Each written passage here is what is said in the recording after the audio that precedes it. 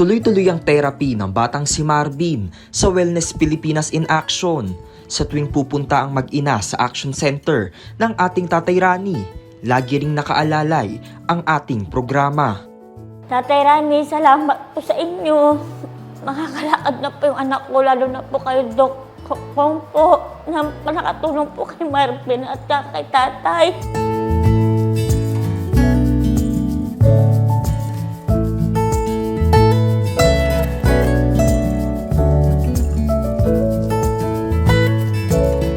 Naman Tatay Rani. Tewak, Dok. Ito. Nagpaabot muli ng pinansyal na tulong ang serbisyong bayan ni Tatay Rani para may mapanggastos muna ang pamilya ni Ate Mary Jane. Tatay, salamat po, Tatay Rani. Yung tarpaulin mo po, kinukuha niya po sa may court. Sabi niya, idol ka po niya. Tatay Rani, gusto ka pong makita ni Marvin na personal po. Samantala, bukod sa pagtutok sa pagpapagaling kay Marvin, isa pang misyon ng serbisyong bayan ni Tatay Rani ang magkaroon din ng mapagkakakitaan si Ate Mary Jane. Kaya bilang aksyon ng ating programa, hatid ni Tatay Rani ang 5,000 pisong tulong pangkabuhayan. Tatay Rani, salamat po sa puhunan. Lalago ko po to. Sa pagkakataong ito ay tutulungan din natin si Ate Mary Jane para sa naisip niyang negosyo. Dito sa Commonwealth Market ay namili kami ni Ate Mary Jane ng ilang mga gulay at dry goods na kanyang sisimulan sa pagtitinda. Ano ganito niya kaya 1 kilo? 20.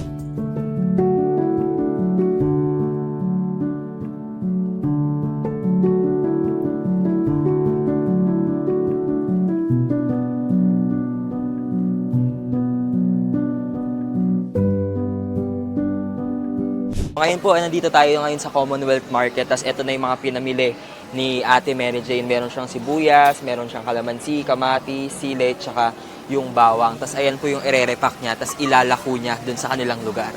Matapos sa vegetable section, diretso naman kami sa mga dry goods. Siyempre, makabituyo.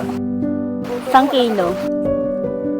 Bumili na rin si Ate Mary Jane ng ilan pang mga gagamitin, gaya ng pambalot at bilao na paglalagyan ng kanyang paninda. Pagdating sa bahay, inayos at nilinis ni Ate Mary Jane ang kanyang kariton. Agad din natin siyang tinulungan para ayusin ang kanyang mga ititinda.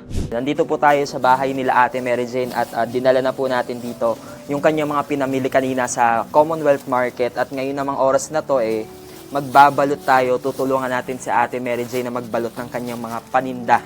Hindi pa man din nailalako ni Ate Mary Jane ang kanyang mga paninda. Abay may mga customer na. Kayo na po ang unang customer. Di nga. Oo. Ano pong bibili nyo?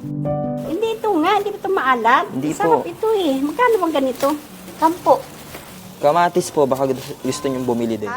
Kung dati kalakal ang bitbit ni Ate Mary Jane, ngayon ay may sarili na siyang paninda. Ito na ang laman ng kanyang kariton.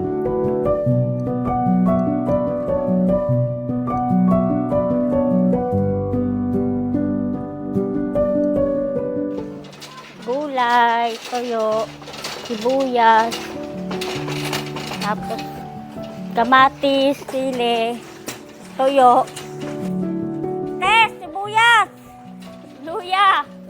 Hindi na lang siya umaasa sa kung anong mapupulot sa lansangan. Ngayon ay may naipapaikot na siyang hanap buhay.